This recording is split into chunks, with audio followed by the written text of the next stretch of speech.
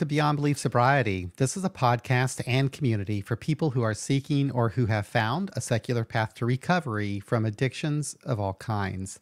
If you're new to our YouTube channel, please take a look around. We've been podcasting about recovery in a secular way since September of 2015, and we have over 290 episodes that you can find any place you'd like to download your podcast or at our website, beyondbeliefsobriety.com, or right here on our YouTube channel. We have every episode we posted here on YouTube, along with other videos that you might find of interest.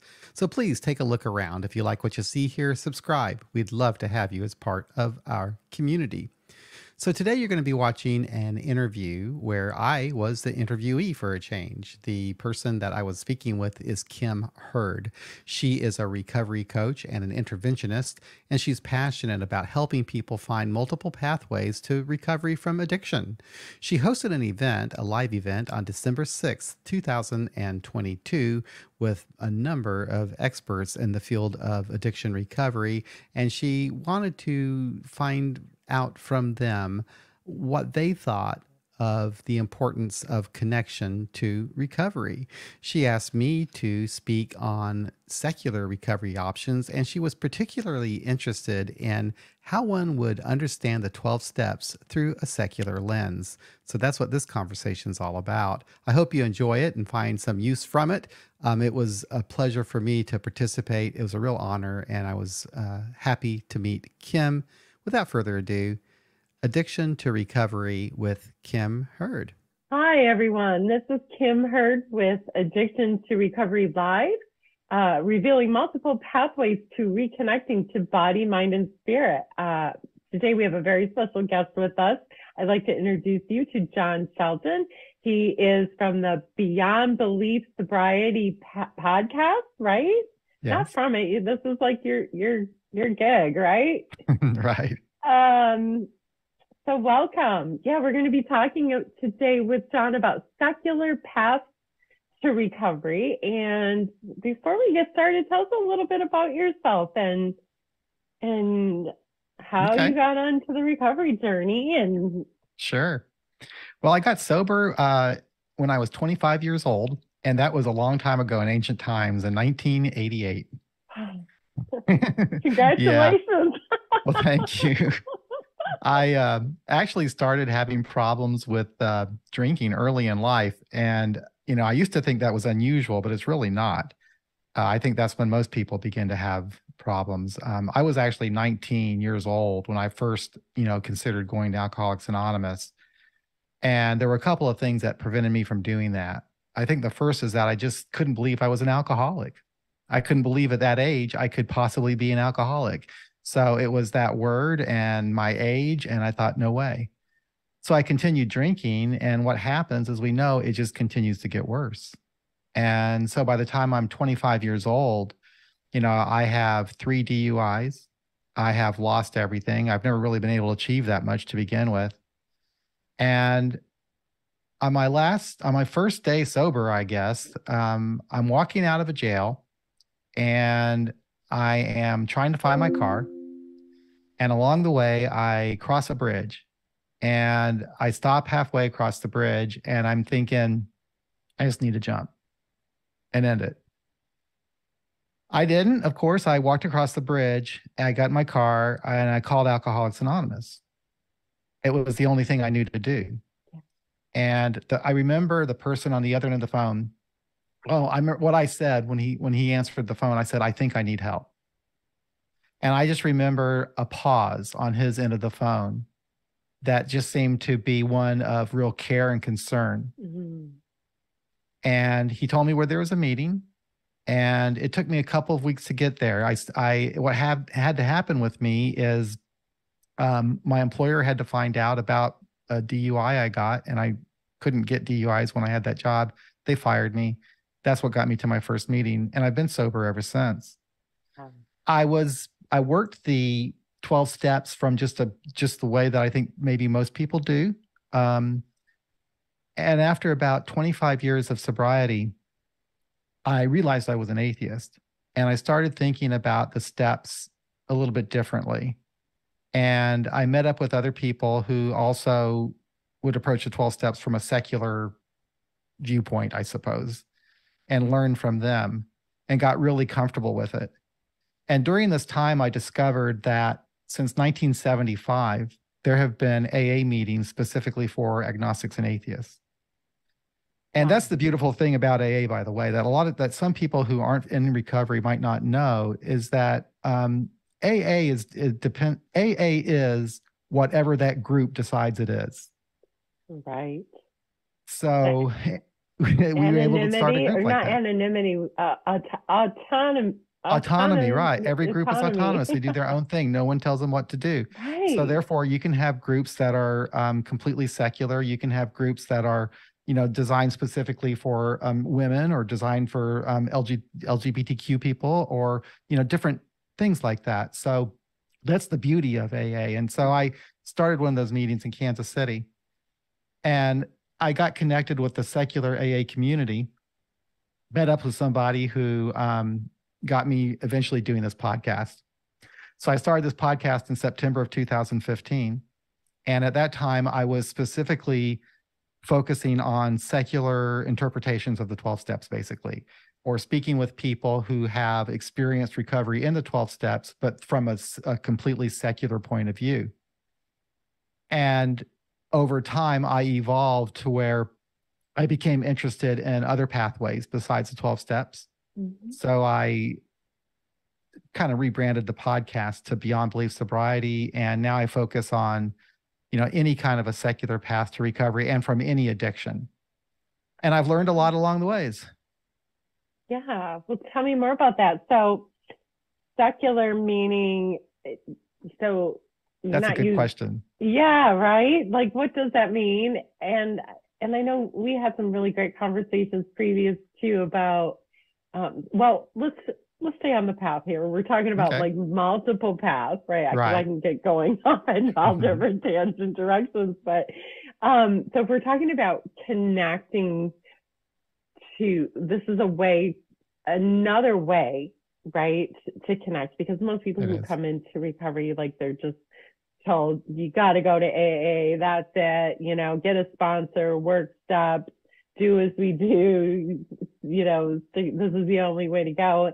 And then we have all of these other ways. And I was amazed. I only heard about, I think we have here where I live in Wisconsin, Freedom Thinkers. We have a group called Freedom Thinkers. And what's the name of, is there like a specific name for the We Agnostics? Oh, We Agnostics. Okay, yeah. So a lot of the secular AA groups have that name, We Agnostics, because that happens to be the name of a chapter in the Big Book. Okay. But what's so funny is it's not a chapter that most people who identify as agnostics or atheists particularly care for. So. Oh, and tell me why. Tell me more. What... Well, you have to understand that, the book was written in 1939, and it was written from the perspective of people who got sober through an organization that was replicating first century Christianity, the Oxford Group. Mm-hmm. And so they were describing their experience through a spiritual experience. Their recovery is a spiritual experience. And to give them credit for their time and day, they really did their best to make it as inclusive as possible. Because when Bill Wilson and the gang were putting together the steps, they were really shooting for a much more specifically religious type of a program. But believe it or not, there were atheists and agnostics in the room. And it was Jim Burwell who came up with the suggestion that way, instead of God, why don't we say power greater than yourself, higher power? And Bill Wilson later said that it was him and the atheist who helped kind of open the gateway for recovery for everybody in AA, because that was really probably at that time, something that was new and different and more inclusive and open, it wasn't seen so religious, I guess. Right. And imagine what it would be like if they hadn't done that, if they hadn't included. And even though we do hear the word God in the steps and in the literature, there's also the higher power, whatever that means to you, right? Right. So, and there's two things. You've got the literature that is dated and it's really historic material. But then you Mm-hmm. got what actually happens with us when we're in the rooms together, Which you is, know, which is sharing our experience in our own language. yeah. The book is the language of these guys, mostly men, in the 1930s. Mm-hmm. And it's becoming increasingly difficult, I think. And this is where, you and I were talking about, people who have some resistance to some of the language used in 12-step meetings.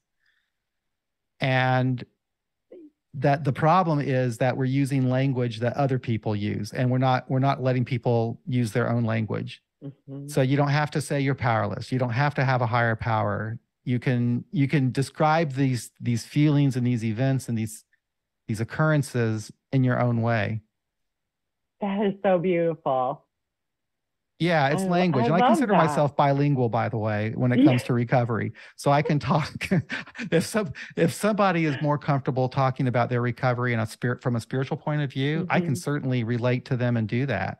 But if somebody is totally turned off by that and wants to talk about their recovery just simply from a purely practical, this is what I do and this is what happened to me approach, I can do that too. So I'm comfortable both ways.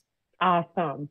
So yeah, so you're really familiar, I mean, well-versed in the 12 steps. So can you share with the audience, like, what does that look like or sound like, or what's the language that you would use around if someone is wanting to connect, like say, so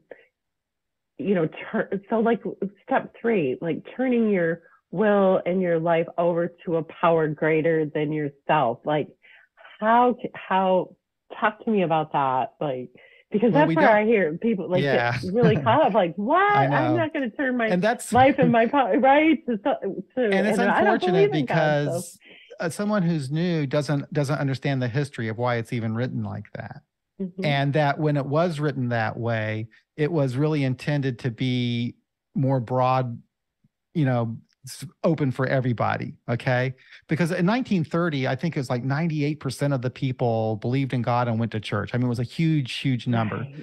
And the only differences there was, are you Protestant or Catholic, basically? Okay. Well, it's not that way now. A large percentage of people just don't identify with any religion whatsoever. They might not identify as atheist or agnostic, but they don't really identify as any type of a religion. Right. So turning your life and will over to power greater than yourselves, although it might have seemed very inclusive and open in 1939, might to some people in the year 2022 seem a little off-putting. Like, what are you talking about? Well, let's talk about what is actually happening. Yeah. So it's almost really a human experience. When everybody in recovery, I think something motivates you to want to change. Mm. And in my case, it was 3 DUIs and losing my job. And that's pretty much step 1, is when you kind of realize, I can't go on like this anymore. I really need help. And you can put that in any language you want to. They put it in the words, I'm powerless over alcohol. My life is unmanageable. Yeah, I just needed help. My life's a mess. And if you're going to get in recovery is really driven by hope. You can't really affect any change in your life unless there's some hope that you can have some change. And that's really what I think step 2 is about. Yeah. Is coming to find that there's hope that you can get better. And for me, that was, wow, there's these meetings I can go to, these great people who have experienced freedom from alcohol, who were just as terrible, if not worse than me at one time. So I had that hope. Yeah.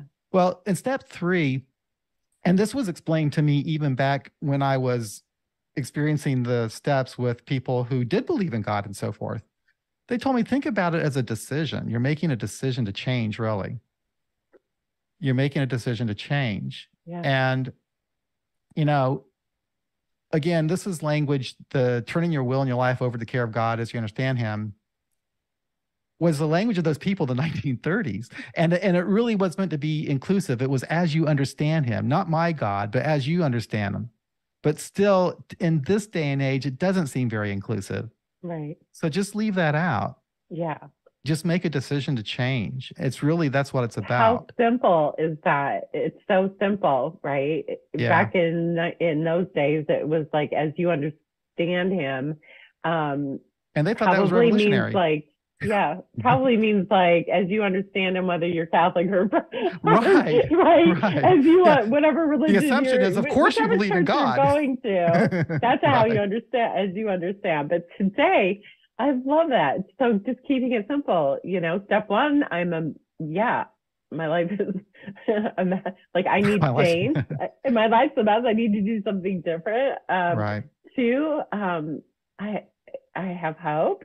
There is hope. I have hope that I'm seeing all these other people here coming to these meetings that are actually, doing it, have sobriety, and if they can do it, I could do it too with some help. And three, and I'm going to make a decision to To change. Like change. I'm going to And make a commitment to right, making a go commitment. all in. I'm going to commit to. That's I'm going to right. commit to this and Absolutely. do it and put both feet in and go all in. Yep. And you realize at that time that, I'm going to make some serious change in my life. Yeah. I'm going to really try to find out what was going on with me, Mm-hmm. you know, So then and that's where we get into step four, I think right? so. Yeah. So now Like, let's what's figure going on out here? why did we drink, right? Yeah. And, a lot of people that I know in the secular community who are interested in the 12 steps, they like to think about like what they called them at that time character defects. They like to think of those as like coping mechanisms that we used at that time that just may have served us well then, Yeah. that don't really work well when we're sober. Right. Our survival skills. So yeah, I mean, we Yeah. had to think on our feet and do some crazy stuff to keep our addiction going, to hide what was happening in our lives. We had to lie and cheat, whatever we had to do, right? Mm-hmm. So, that might have worked for a while when we were drinking and in the throes of our addiction, but it's not a good way to live a sober life. Right. And so it's a good idea to examine, why did I react to life the way that I did? So that you can have some understanding for the change that you want to make. And I actually think I think that's a very valuable thing. Yeah. Almost, I'm somewhat familiar with other recovery groups. Like I love Smart Recovery, and they are not so much interested in looking in the past and trying to understand your behavior, but they're looking at your what's going on now today, and then changing your thinking about your behaviors. So you're still kind of understanding yourself and how you operate and how you think, but you're not so much going back in time to try to trace it back to what it was, Right. But I think there's some value in that. I think there's some value in knowing that, because when I did that, I was able to see the humanity, my own humanity, that I was pretty much the same as anyone else. My parents had the same problems. They did the best that they could. Mm-hmm. And so it helped me to kind of go back and look at that. But not everybody needs that. But I thought it was beneficial. And that's step 5, right? Where we realize that we're no better or less than. We're just all part of humanity. You have a conversation with someone about it. Yeah. Yeah. And share. Yeah. Right. And and it is helpful, I think, in like step 4, in doing that, recognizing our patterns, right? And when those come up again, and being able to be like, oh, there it is. That's, I do that, but well, and the other thing I would just want to mention too, like what you said about, how resilient we were in our active addiction, right? And I mean, all of those things, all of the, character defects, right? We were pretty resourceful. We were very, like, to do the things that we did and to survive, like we were like to turn those things into our assets. Right. Like to use them for our good now, right? Like being resourceful in our recovery, being, to go to any length, like we would go to any length, right? To drink and use, but to go to any length, to be healthy, for connection, communicate, relationships, to go to any length to to be happy, to be sober, right? So just taking what worked for us in our addiction and using it for good in a more positive way, right? In a more positive way. I once had heard a person in a meeting years ago tell me that it wasn't that I didn't have willpower when I was drinking, it's that I wasn't using it right. I had a lot of willpower. I had a lot of grit to get through life, you know? Sure did. A lot of resilience. Yes, but let's use it in a better way, you know, to do something to maybe affect some positive change, you know? Yeah. So can I ask you a question? I think we touched on this a little bit. I'm curious as to, okay, well, first of all, I want to finish about the stepper because if we're talking, so step 4, step 5, you know, sharing it with another human being and, you know, really recognize that, oh, I'm no better or greater than, I'm just part of humanity, right? And then, so how do you navigate 6 and 7 with the higher power God? Here's what's ironic. Those are probably that specific God. Well, those are probably the 2 most God-oriented steps. Yeah. But they happen to be among my favorites. Oh. Because this is where I'm really doing the work to change. You know, this is when I start going to therapy. You know, this is when I start, you know, taking better care of my health. This is when I really start practicing different ways of reacting to life. You know, this is really the growth stage here, you know. I think there's like 2 paragraphs written on this in the big book. And I often joke that you'll go to an AA meeting or whatever 12-step group meeting, and they'll be talking about these steps, and people say, oh, you know, God just hasn't removed my character defects yet. Well, and I laugh because, well, no, maybe not. Maybe you think about that. But no, I like that. I like these steps because it's a lot of work. This is where I am realizing that the coping mechanisms that I used in my drinking weren't working, and I start learning some new ones, and I start practicing some new ones, and I start getting the extra help that I need. Like I said, going to therapy or whatever. And doing trauma work, EMDR. Yes, going a little deeper. Whatever, you know, whatever other, like in this summit that we're talking about, all these different multiple ways to heal, right? And to connect, whether it's yoga, that's mindfulness. The beautiful thing now is you can easily access all kinds of different avenues, you know, online, you know, go to a LifeRing meeting, go to a Smart Recovery meeting, go to a Dharma Recovery meeting, you know, mix and match different things, you know, you can do that. But yeah, to me, that was a really exciting time in my life when I was beginning to work on really changing. You know, I understand myself better now. I'm sober, and I want to just become a better person. I want to be more comfortable in my life. I want to start setting goals. I want to know what my purpose is, you know, for being sober, you know? Yeah. And I think that a lot of that's the thought I think that goes into those 2 steps is, what's my purpose? You know, what do I want to recover that I lost from my drinking? What dreams did I have when I was drinking that I'd like to recover? And how do I go about doing that? You know, so yeah. That's awesome. Yeah. And then 8, 9 is about, you know, making your list and amends. But how do you do step 11 when it's praying for the knowledge of God's will? Like that too is also really specific. So how do you do that in a secular way? Praying for the knowledge of God's will for our lives and the power to carry it out. So we're actually asking God for power to carry out his will for our life. How do you, what's the language around that? You know, I can't remember. There was once a time when I actually wrote out all these steps in my own words, and I can't really remember exactly how I put step 11, but I kind of thought of it in terms of the serenity prayer. Nice. So I'm just going to try to think about, you know, what do I have the power to change? What do I not have the power to change? You know, it's just about being in touch with myself, I guess. Just taking some time to be quiet and in touch with myself. I really should meditate. I'm going to really try to do that. I have I have interviewed, I don't know how many therapists now on my podcast who have told me that meditating is actually very helpful. Yeah. So, and I just have been bad. And the last one I talked to, she said, just do it 2 minutes a day, just to start with that. And I still haven't, but that would be a good way to view that step.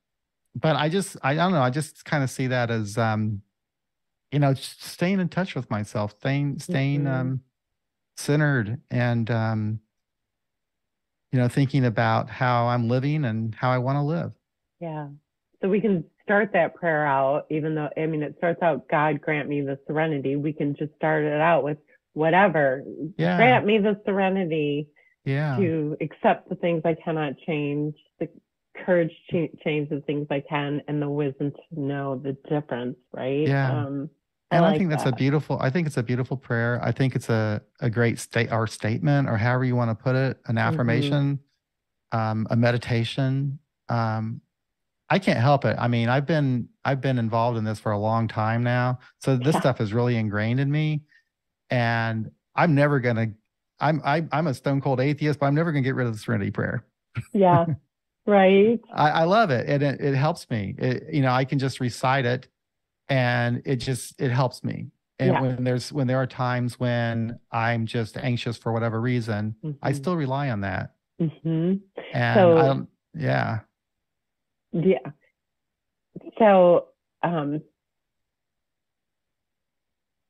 I would say, like, even in codependency, or like, well, just saying, like, I'm powerless over what am I powerless over today? Like, I'm over people, places, and things, right? Other things that we don't have any control over. So it's really about control.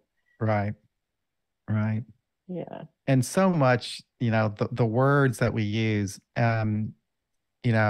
we've all met people who don't want to hear about being powerless. Don't tell me I'm powerless.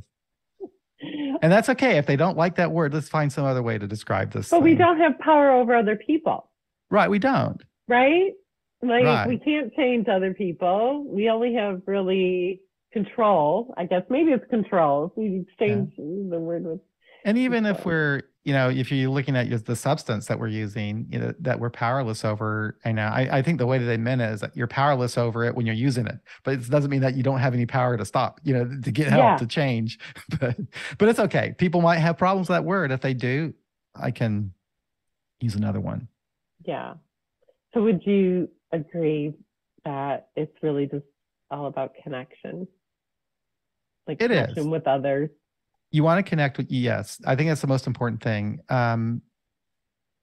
It's always been the most important thing for me from the beginning and to this day, is connecting with other people, having a community.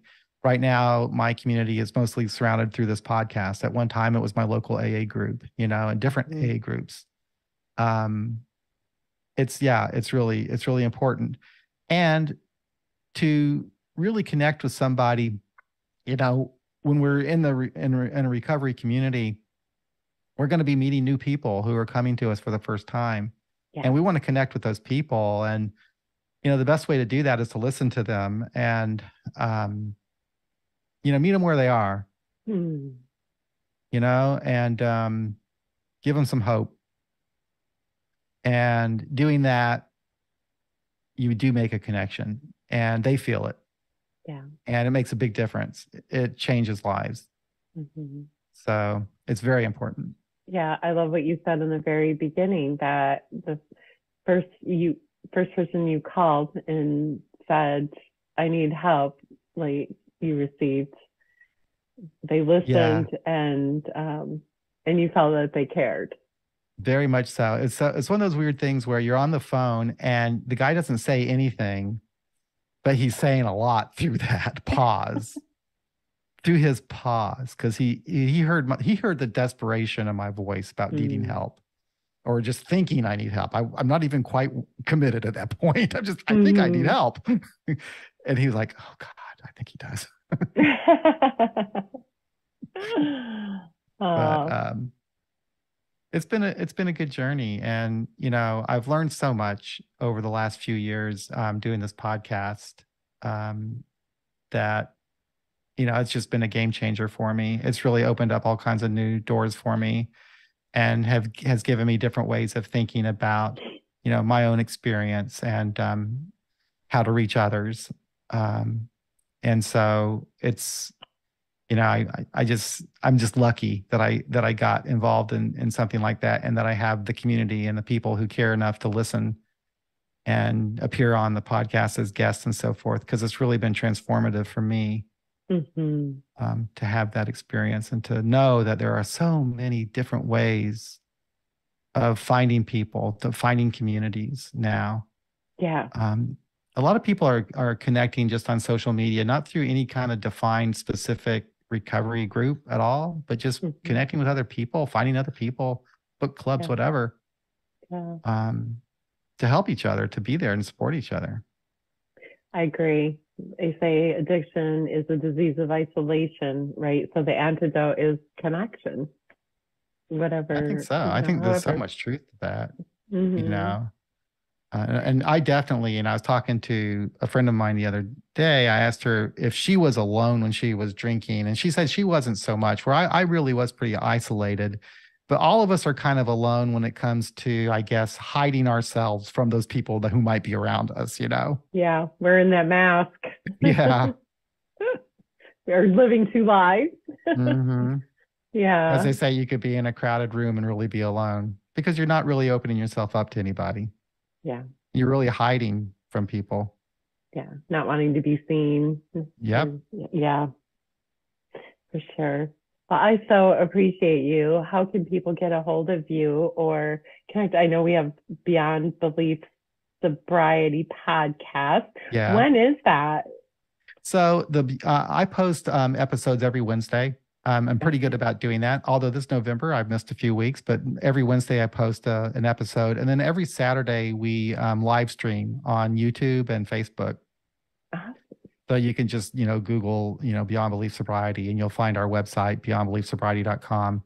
The YouTube channel, our Beyond Belief Sobriety YouTube channel, which I really enjoy doing. I just started doing the videos over the last couple of years, I guess, and I really enjoy that. There's a whole different community in YouTube than you find on the audio podcast. So on the audio podcast, people are listening in the car or whatever, and they'll write me.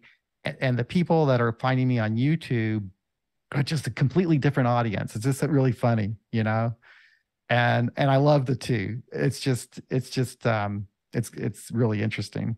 Okay, awesome. I know I saw some of the videos, and there's quite a few, and a lot to learn.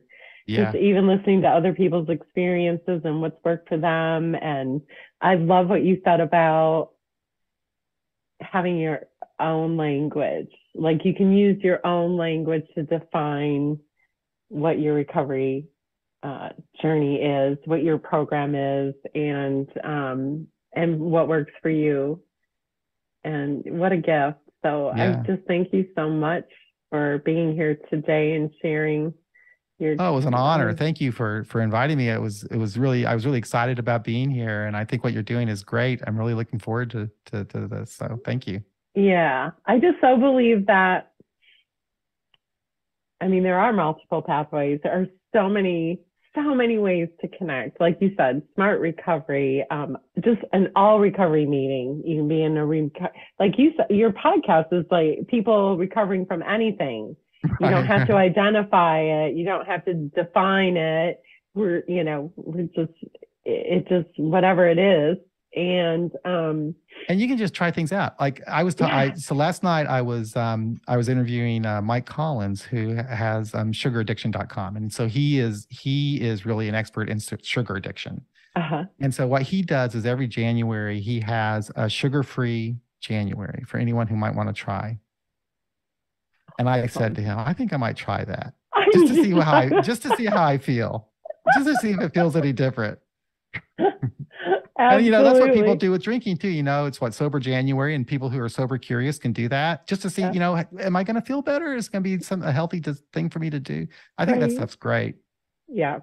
Yeah. It's like, give it 30 days. It's always going to be there at the end of 30 days. You can always go back to it, but, and also I think a really great question too, sometimes is, Well, when's the last time you had 30 days without a substance in your body, whether it's sugar, alcohol, drugs, whatever? Like, when's the last time you had, were you a kid, Hmm. a teenager, 20, and some people, when they're like, wow, I never really thought about a whole Yeah. 30, they'll say a whole 30 days in a row.